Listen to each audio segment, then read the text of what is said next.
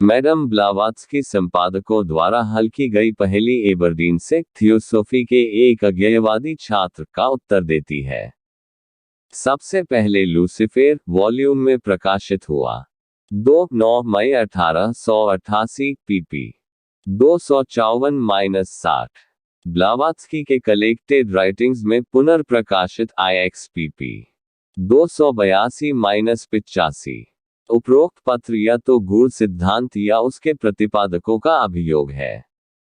अब सिद्धांत स्वयं अभेद्य है, हालांकि इसके प्रतिपादक अक्सर इसकी प्रस्तुति में गलतियां कर सकते हैं। विशेष रूप से जब, जैसा कि एसोटेरिक बौद्ध धर्म के लेखक के मामले में, लेखक को केवल उन विषयों पर बहुत ही आंशिक रूप से सूचित किया गया था जिनके बारे में वह बात करता है। एसोटेरिक बौद्ध धर्म के लेखक को अपनी आलोचना का जवाब देने के लिए छोड़कर, लूसीफर के संपादकों में से एक, अप्रत्यक्ष रूप से उक्त कार्य के उत्पादन से संबंधित व्यक्ति के रूप में, इस विषय पर कुछ शब्द कहने का विशेषाधिकार प्राप्त करता है। यह स्वयं पर एक विशेष उपकार के रूप में था कि मी सिन्नेट का वॉल्यूम सबसे पहले शुरू हुआ था। वह इन अध्ययनों से संबंधित पार्टी में से केवल एक थी जिन्होंने कई वर्षों तक उनमें शिक्षा प्राप्त की थी।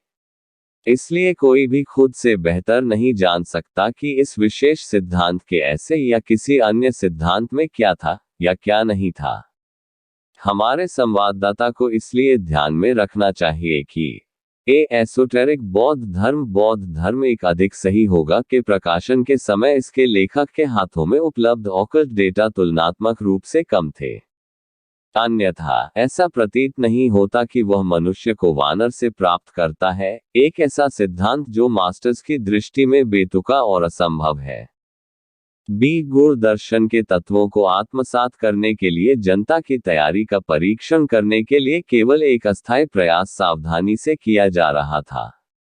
श्री के लिए सिन्नेट को काफी हद तक अपने स्वयं के संसाधनों और अटकलों पर छोड़ दिया गया था और बहुत ही स्वाभाविक रूप से अपने स्वयं के मन के मोह का पालन किया, जो कि गूढ़ दर्शन का बहुत पक्षधर था, फिर भी आधुनिक विज्ञान द्वारा निश्चित रूप से पक्षपाती था।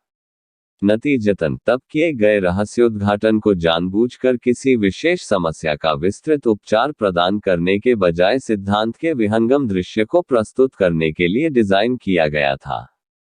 शिक्षाएं पहले प्रकाशन के उद्देश्य से नहीं दी गई थीं। किसी भी नियमित विषयगत शिक्षण पर कभी विचार नहीं किया गया था, न ही इसे एक आम आदमी को दिया जा सकता था। इससे पहले कि शिक्षण में कॉस्मोगोनी और मनोविज्ञान, थियोगोनी और एंथ्रोपोलॉजी और इतने पर सबसे विविध विषयों पर दिए गए सवालों के निजी पत्रों में उत्तर के आकार में जानकारी के अलग अलग टुकड़े शामिल थे। इसके अलावा अधिक प्रश्नों को बिना किसी उत्तर के छोड़ दिया गया और पूर्ण स्पष्टीकरण से इनकार कर दिया गया, जैसा कि बाद वाले पूर्वी दीक्षा के रहस्यों से संबंधित हैं, समस्याओं को हल करने की तुलना में। यह बाद में एक बहुत ही बुद्धिमान नीति साबित हुई है।